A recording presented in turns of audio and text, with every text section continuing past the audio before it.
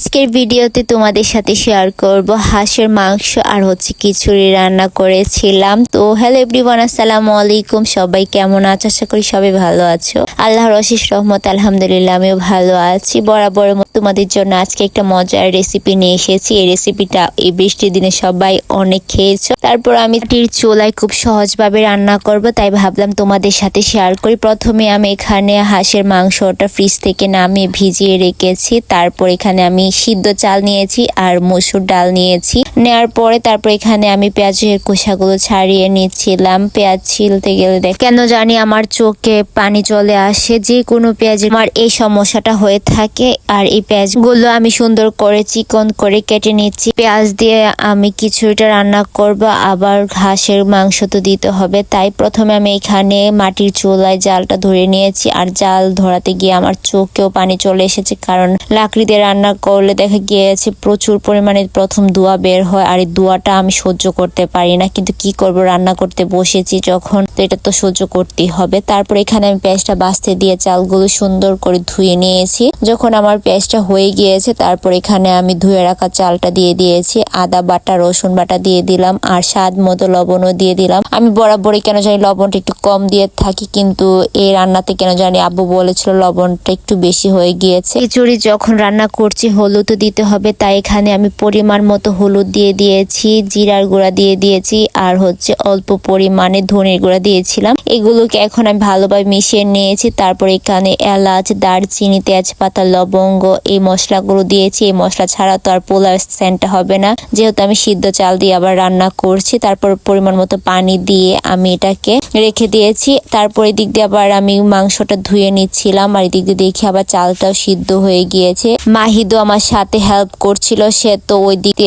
চুলার ভিতরে বারবার লাকড়ি দিচ্ছিল, আমি বারবার না করছিলাম আগুন লেগে যাবে, কিন্তু সে আমার কথা শুনে না। এদিক দিয়ে আমি একটা কড়াই বসিয়ে দিয়েছি। প্রথমে আমি পেঁয়াজটা ভালোভাবে ভেজে আদা বাটাটা দিয়ে দিলাম, আর আদাটা একটু আমি ভেজে নিই, কারণ না হয় আমার কাছে একটা কেমন জানি গন্ধ লাগে। তারপর এখানে তেজপাতা, এলাচ, দারচিনি এইগুলো দিয়ে ভালোভাবে ভেজে নিয়েছি। ভেজে নেওয়া শেষ হয়ে গেলে এখানে আমি অল্প একটু পানি দিয়েছি, যেহেতু এখানে মশলাটা কষাবো, যেন মশলাটা পুড়ে না যায়, তাই এখানে আমি পানিটা দিয়েছিলাম। তারপর পরিমাণ মতো লবণ, হলুদ, জিরা এগুলো মশলাটা আমি দিয়ে দিলাম। আর একটু ঝালটা বেশি পছন্দ করি, তাই মরিচের গুঁড়াটা একটু বেশি পরিমাণেই দিয়েছিলাম। এখন আমি মশলাটা ভালোভাবে নেড়ে চেড়ে দিয়েছি, যেন পুরোটা মশলাটা ভালোভাবে কষিয়ে যায়। যখন মশলাটা কষে গিয়েছে তেলও ছেড়ে দিয়েছি, তারপর এখানে আমি ধুয়ে রাখা মাংসটা দিয়ে দিয়েছি। আর হাঁসের মাংস তোমরা কে কে পছন্দ করো অবশ্যই কমেন্টে বলবে। আমার এতটাও পছন্দ না, মোটামুটি পছন্দ, যেহেতু আবার খিচুড়ির সাথে খাবো, তাই কি বলবো, অনেক মজা লাগে। এতে দেখো মাংসটা ভালোভাবে কষিয়ে নিয়েছি। তো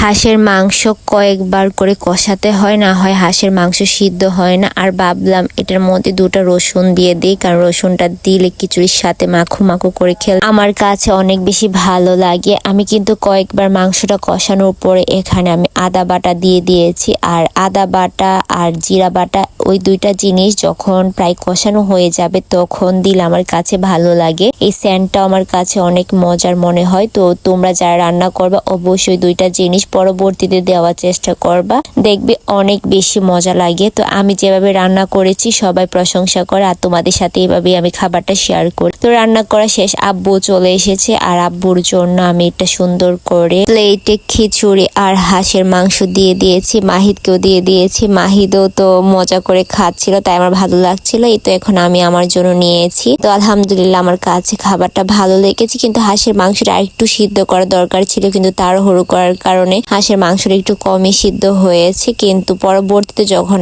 আবার এটা সিদ্ধ করে নেওয়া হয়েছিল সবাই খেয়েছিল, কিন্তু আমি আর খাইনি। এসব খাওয়ার পরে অবশ্যই ঠান্ডাটা খেলে ভালো লাগে, তাই ভাবলাম একটু ঠান্ডা খাই। তার জন্য আমি এখানে মজু নিয়ে নিয়েছি। মজুটা আমার ফেভারিট। তারপর আবার দই ছিল ঘরে, দইটা নরমাল থাকার কারণে দেখা যাচ্ছে, কিন্তু অনেক মজার ছিল দইটা। তো আজকের ভিডিওটা এই পর্যন্ত। আল্লাহ হাফেজ।